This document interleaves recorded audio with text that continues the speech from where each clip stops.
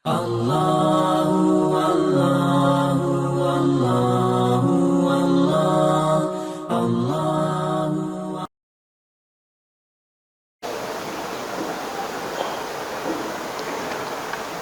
Assalamualaikum warahmatullahi wabarakatuh. Alhamdulillah, alhamdulillahi wahidil atiyah, salatu wassalaman ala khairil bariyah wa ala alihi wa ashabihi wa mawalah, amma ba'd. Hadirin kaum muslimin dan muslimat, sidang jamaah Isya menjelang tarawih yang insyaallah dimuliakan oleh Allah Subhanahu wa taala.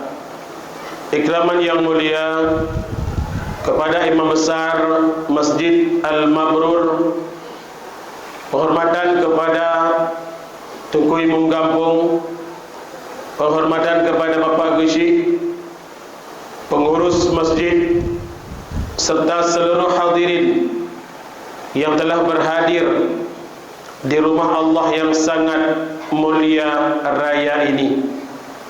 Sembari kita beriktikaf di rumah Allah yang mulia ini, sedikit mau'izah hasanah, mudah-mudahan bermanfaat adanya kepada al-fakir maupun kepada hadirin yang berbahagia. Dengan izin Allah Subhanahu wa taala, malam ini kita telah memasuki malam ke-20 daripada bulan suci Ramadan. Banyak kegiatan yang telah kita kerjakan, diawali dengan ibadah salat yang diwajibkan oleh Allah kepada kita, dilanjutkan pula dengan salat sunat tarawih yang tiap malamnya kita kerjakan, yang pada siang harinya kita melaksanakan puasa yang alhamdulillah 19 hari puasa telah kita laksanakan. Yang mampu kita wujudkan adalah sejauh mana kita bisa melihat amal ibadah yang kita kerjakan sah menurut ketentuan rukun dan syarat-syaratnya. Sedangkan apakah ibadah kita itu diterima semuanya oleh Allah Subhanahu wa taala ataupun tidak, tidak ada manusia yang mengetahuinya. Sejauh sekarang kita sudah melaksanakan ibadah, dari mulai akil balik kita sampai dengan usia kita pada malam yang berbahagia ini, tidak ada kita bisa menyimpulkan ibadah-ibadah yang telah kita kerjakan telah diterima oleh Allah Subhanahu wa taala. Tetapi kita selalu berusaha berhusnuzan kepada Allah Subhanahu wa taala, berbaik sangka kepada Allah Subhanahu wa taala, dikarenakan Allah Subhanahu wa taala mempunyai sifat Rahman dan Rahim. Kasih dan sayang Allah Subhanahu wa taala. Allah tahu kemampuan iman kita, Allah tahu kemampuan ibadah kita, Allah tahu kelalaian kita. Makanya kita berbaik sangka kepada Allah Subhanahu wa taala apabila amal yang kita kerjakan syarat-syaratnya, rukun-rukunnya sebagaimana ketentuan yang telah ditersebutkan, apabila itu dapat kita laksanakan sesuai dengan syarat dan rukun, insyaallah amal ibadah kita sah, dan kita memohon agar ibadah kita diterima oleh Allah Subhanahu wa taala. Karena ibadah salat itu merupakan sebuah tolak ukur, tonggak daripada kehidupan manusia. Karena banyak orang salat, semua orang mampu salat, tetapi tidak semua manusia bisa meyakini bahawa salatnya telah sah. Kenapa? Karena tidak semua manusia mengetahui bagaimana syarat dan rukun-rukunnya salat. Begitu juga puasa. Semua manusia mampu berpuasa, mampu menahan diri, tidak makan, tidak minum dari mulai terbitnya fajar sampai terbenamnya matahari. Apakah dari sekian ibadah puasa, salat yang kita kerjakan, rukun-rukun dan syarat-syaratnya telah sesuai? Contoh kecil, ibadah salat, syarat yang pertama adalah Islam. Mukabil daripada Islam, kafir tidak wajib salat. Yang kedua, baligh. Mukabil daripada baligh, anak-anak tidak wajib salat. Dari usia baligh sampai kepada usia tua, sampai sebelum nyawa dicabut oleh Allah Subhanahu wa taala, belum sampai kepada gargara, mentang wajib sembahyang. Hanja taradang geyu taradu, hanja taradu taraeh, hanja taraeh klek-klek mata, hanja tak klek-klek mata isyarah, hanja isyarah memang kamate pun isyarah lo. Maka tidak ada ketentuan yang menyebabkan untuk kita boleh meninggalkan salat. Syarat yang kedua adalah baligh. Yang ketiga, berakal. Mukabil daripada berakal, urung punguh hana wajib sembahyang. Kan yang punguh-punguh do pak. Getak jadi non te katra wate sembahyang, pusudeh do. Pusudeh do. Punya bagian untuk latih kurung punguh intel lebih cara. Intel di polisi itu pegat kurung punguh. Tetapi kondisi orang yang benar-benar gila, yang takluk terbebas daripada hukum agama, napa dumbohai. Yang pertama, dia tidak suka kepada uang. Menyauring ke pegadra ke punguh ke duripeng dalam punguh. Rap-rap punguh, mantang wajib. Yang kedua, menyauring mantang urang galak kurinang. Nafsunya masih tinggi, yang golong tingkat punguh. Nanti sembayang punguh, nanti kalau rina lagak hana punguh. Maka jangan kita definisikan asal kamu roh-roh ka punguh hanjut. Hana wajib lenya, hana tak hukum, tak bisa. Karena orang yang tidak wajib salat benar-benar mereka yang dikategorikan gila dengan sebenar-benarnya gila. Pulih daripada punguh, wajib sembahyang lagi biasa. Yang selanjutnya, yang menyebabkan salah satu juga untuk syarat sah salat kita ialah suci badan, suci tempat, suci pakaian. Yang kita ini yang hadir di rumah Allah, bapa ibu sekalian yang berbahagia, sudah suci badan kita pak? Kabutoi damano janabah genayo Bandung. Sudahkah air itu merata kepada seluruh anggota zahir? Apakah air yang kita mandi itu mustakmal? Bagaimana dengan anak-anak kita yang masih SMP, SMA, duduk di sekolah mereka, yang mereka setiap bulannya datang tamu? Ruk jame menstruasi halangan dalam bahasa keren sekarang. Nanti habis ruk jamean. Imano junub nata purno kiban cara mana yang betul, pajan pun dinit, pajan i pertama jatuh, apakah itu mustakmal, apakah itu sampai kepada seluruh anggota zahir, apakah air itu sampai dua kulah, beilan drum haluh pakai ju ke mana wajib. Jangan sampai hari ini dia sudah keluar daripada janabah, sebenarnya harus bersuci, hana betul di mana, maka sampai sebulan yang ke depan dia masih berhadas. Jumpa dengan halangan baru mantel mahadas. Ji tebit damang dalam masjid kena. Bayangkan kalau bertahun-tahun anak kita sampai dia berkeluarga, kita tidak mengajarkan bagaimana canda mandi secara hukum agama Islam, mandi wajib yang benar. Siapakah yang akan menanggungnya? Untuk apa ibadah kita semua ini? Suci pakaian. Yang bagi bapak-bapak muda manteng nanek mit, manteng nanek balai situ 2 tahun leten mantai pakai pampers. Natam nekalan kiban cara ibu gerah bajai. BNT bengah gecok bajai ron ke pasolam.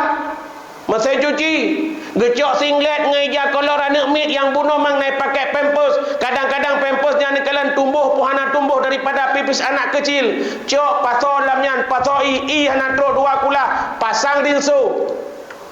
Apakah yang terjadi semuanya, Pak? Baja pakaian anak kita sudah bernajis, maka pakaian tanyo kena najis. Kiban tera tamahada Allah Subhanahu wa taala. Hal yang sepele, tetapi itu hal yang sering dilupakan oleh umat manusia sekarang. Belum lagi kalau tempat okey. Irma dalam masjid tempat dijamin suci. Irma yang nak cucu ayah-ayah udung lunyo.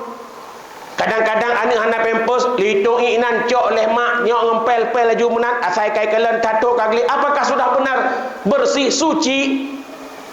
Wallahu alam semuanya. Gimana nasib ibadah-ibadah kita kalau syaratnya enggak benar? Kalau tak pegah ke rukun dah. Qauli fi'li qalbi. Bagaimana nasib ibadah-ibadah kita ini semuanya? Kemana hasil ibadah-ibadah kita yang telah kita kerjakan semuanya? Maka kita selalu bermohon kepada Allah Subhanahu wa taala agar ibadah kita ini diterima oleh Allah Subhanahu wa taala. Maka hari ini kita berada di malam ke-20 daripada bulan Ramadan, memasuki malam terakhir 2/3 Ramadan. Malam ini sebagai evaluasi diri. 20 hari masuki besok 9 hari 19 hari Ramadan. Tingkatan manakah ibadah kita? Pu bagian ten gerah mentang, atau kadang-kadang dah ten gerah pihanai tengok. Ndak puasa. Tidak ada rasa beban mental sedikit pun apabila meninggalkan sebuah ibadah yang diwajibkan oleh Allah Subhanahu wa taala. Hari ini mereka saudara kita, orang tua kita telah terbaring di alam barzah Allah Subhanahu wa taala. Mereka punya satu cita-cita. Laula akhartani ila ajalin qarib. Ya Allah, singgahkan kami ke dunia sebentar. Fa asaddaka wa akum minas salihin. Kami ingin bersedekah ya Allah. Kami ingin beramal salih ya Allah. Kenapa sedekah lebih didahulukan? Karena sedekah mudah, syaratnya ikhlas. 5,000 pun ikhlas no. 10,000. Tetapi kalau ibadah, amal salih itu sebagaimana yang saya katakan di awal, harus na ilmu ile. Bila ana ilmu, maka mardudatul la tuqbalu. Besar kemungkinan Bapak ditolak amal ibadah kita oleh Allah Subhanahu wa taala. Ini tolak ukurnya. Hari ini kita masuki malam 20. Apakah kita sebagai puasa awam yang 19 hari gitu tak tunduk tak tengrah pahala puasa hana musabah?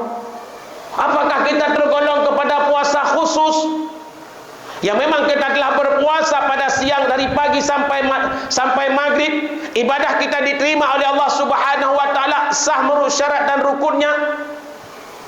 Tapi apakah nanti ibadah kita masih tinggal atau sudah menjadi milik orang lain? Karena nyocak urus yang nampak duit tengok. Kau di Medan apa? Di Medan nampak duit cak urus Pak. Iya Aceh nampak duit cak urus. Kena tak puas saya semua pada musim-musim langkah mana ada penjukan duri baik di pul 5 demi nganamit.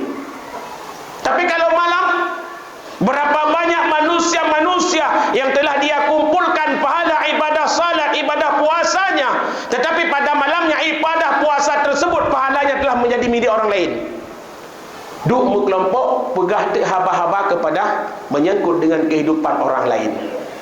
Nyo karap dah. Karap dah yang karap yang le pahala untuk akhir-akhirnya, pertama apa kecil, kedua tu kebum karena kritik masalah sakit saja. Pak kecilnya hana betul berikut atau betul mal pak kecil kenang. Hana betul bagi pitah tu kebum kenang. Iu duk tengok pihang mah. Bayangkan kali hek ni puasa cak urang, malam ni ke panen aja kebut pak kecilnya. Ubay na pe je ke tapi kepuah, kebum habis dekoknya. Ke mana pahala-pahala dia Pak? Oke kalau kemah orang raya tu paling neken pak kecil maah lahir batin kan pu. Haji neken pak kecil malam dua malam gang kau berat lu kenggeron pemah apa? Neje begah apa? Hana nak kemah lahir batin mentang. Lahir batin itu umum. Berapa banyak manusia yang amal ibadahnya hilang. Sehingga Rasulullah sallallahu alaihi wasallam berkata kepada sahabat, "Wahai sahabatku semuanya, atadruna man ya muflis? Tahukah kamu orang-orang yang bangkrut nanti di hari yaumil kiamah?" Sahabat menjawab, "Orang muflis ya Rasul, mereka orang-orang yang punya dagangan, tetapi setiap akhir tahun mereka selalu mengalami kerugian. Jangankan untung, modal pun hilang." Rasul menjawab, "Wahai sahabat, innal muflisa min ummati." Orang-orang yang bangkrut di antara umat-umatku, mereka adalah orang-orang yang ahli salat, selalu berada di masjid-masjid.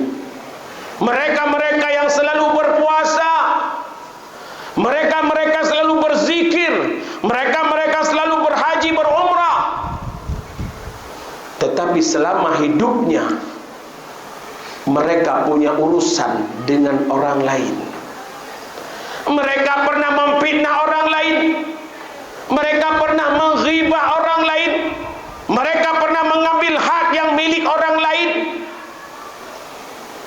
Maka pada hari yaumil qiyamah nanti, orang-orang yang kita zalimi, yang kita upat, yang kita hujat, yang kita ghibah, mereka datang menghadap di mahkamah Allah Subhanahu wa taala, memohon kepada Allah keadilan, karena tidak ada keadilan yang sesungguhnya selain daripada mahkamah Allah Subhanahu wa taala. Ya Allah, tunggu pulang ya Allah, enti dunia hana pray jungka ngetulung ya Allah. Pulang te gena hidup kedai kopi ramai-ramai ti atat bahalung tu ya Allah. Tunggu pulang ya Allah, ge fitnah lun. Tunggu pulang ya Allah, gecok talun, hak lun gecok goknyan.